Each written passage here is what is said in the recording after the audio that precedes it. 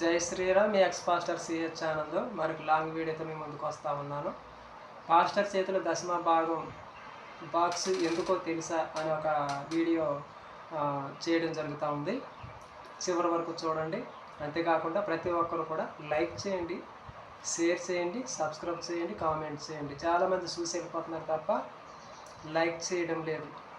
ఈ లైక్ చేయడం వల్ల ఈ వీడియో అందరికీ చేరుతుంది. ఎంతోమంది మత మార్పిడి నుంచి బయటపడే అవకాశాలు ఎక్కువగా ఉంటాయని నేను మీకు మనవి చేస్తూ ఉన్నాను. అయితే పాస్టర్ చేతిలో దశమ భాగం బాక్స్ ఎందుకు ఉంటుందో తెలుసా అంటే, పాస్టర్ యొక్క సోమర్తనానికి గుర్తు. వాడు జాబ్ చేయడు, పనికి వెళ్ళడం, బైబిల్ని ఆధారం చేసుకొని ఒక జీవితాన్ని క్రియేట్ చేసుకుంటాడు. వ్యక్తిగతంగా అభివృద్ధి చెందడానికి బతుకు తెరువు కోసం ఒక మార్గం. ఇతడు అతి తెలివితేటలు గలవాడు, అతి తెలివైనటువంటి వాడు అని చెప్పచ్చు. రెండోది, దశమ భాగం బైబిల్లో ఉందా అంటే ఉన్నది. ఇది క్రైస్తవులకి కానీ ఇవ్వబడలేదు. అప్పటికి క్రైస్తవ్యం లేదు. అంటే క్రీస్తు పూర్వం 2000 సంవత్సరాల క్రిందట క్రైస్తవ్యము లేదు. ఇది క్రైస్తవుల కోసం దశమ భాగం గురించి వ్రాయబడలేదు. 12 గోత్రాలు తెగలైనటువంటి ఇశ్రాయేలుని ఐగుప్తు దేశం నుంచి విడిపించినందుకు యెహోవా విధించిన 10వ వంతు ఇది దేవాలయానికి అర్పితం. క్రైస్తవులకు కానీ పాస్టర్లకు కానీ ఇది వర్తించదు, వీరికి సంబంధము లేదు. ఇజ్రాయేల్ ప్రజల కోసం విధించబడినటువంటి కట్టడ ఇది, క్రైస్తవుల కోసం విధించబడిన కట్టడ కాదు. ఎందుకంటే ఇజ్రాయేల్ ప్రజలు యెహోవాని దేవుడుగా ఆరాధిస్తారు, పూజిస్తారు. యేసును మాత్రము ఆరాధించరు, పూజించరు. ఈ కట్టడ క్రైస్తవులకి సంబంధం లేదు. క్రైస్తవులు యేసుక్రీస్తుని దేవుడుగా పూజిస్తారు, ఆరాధిస్తారు. యెహోవాని ఆరాధించరు, పూజించరు. ఇజ్రాయేల్ ప్రజలకి క్రైస్తవులకి మధ్య అడ్డుగోడ ఉన్నది అని చెప్పచ్చు. మూడవదిగా, సేవా కార్యక్రమాలు. చిన్న చేపని ఎరవేసి సొరచేపను పట్టడం అనే సామెత వీళ్ళకే సాధ్యమైంది. సెంటినరీ స్కూల్స్, హాస్పిటల్స్, బైబిల్ కాలేజీలు బాగా పనిచేస్తున్నాయి.